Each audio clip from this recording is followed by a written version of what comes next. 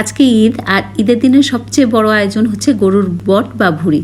আর এই ভুঁড়ি যারা খেয়েছেন তারাই বুঝবেন এটার মজা কতটুকু। এটা এত বেশি ঝাল হয় যে এটা নান রুটি, রুমালি রুটি কিংবা নর্মাল রুটির সাথে খুব ভালো আসে, কিন্তু ভাতের সাথে অতটা খুব বেশি ভালো যায় না। আমি সরিষার তেল 2 টেবিল চামচ নিয়েছি, আর গোটা গরম মশলা আর পেঁয়াজটা আমি অনেক বেশি দিয়েছি, 1.5 কাপ মতো। এখানে আমি রসুন দিলাম 1.5 টেবিল চামচ, আদা দিলাম 1.5 টেবিল চামচ,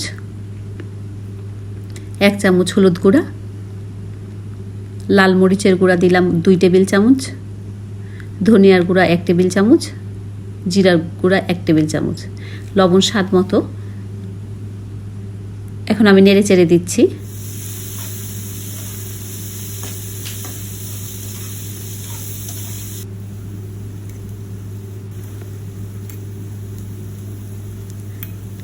এখানে আমি একটু গরম মশলা দিলাম। তারপর আপনারা গরম পানি দিয়ে একটু কষাবেন, যত বেশি কষাবেন আসলে ততটা মজা।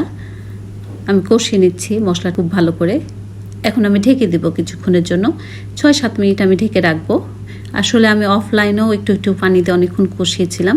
দেখুন যখন তেলটা একটু উঠে আসবে তখনই আমি এর মধ্যে দিয়ে দেবো গরুর ভুঁড়িটা। আমি গরুর ভুঁড়িটা আগে সিদ্ধ করে রেখেছিলাম।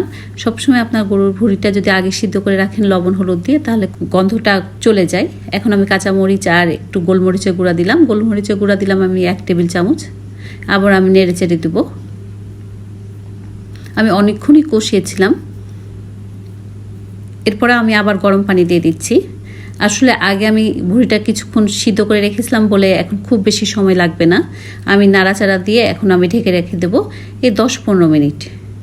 দেখুন তেল উঠে আসছে, মোটামুটি হয়েও গিয়েছে। দেখুন আমি দেখাচ্ছি, ব্যাস হয়ে গেল খুবই মজাদার গরুর ভুঁড়ি কিংবা বট।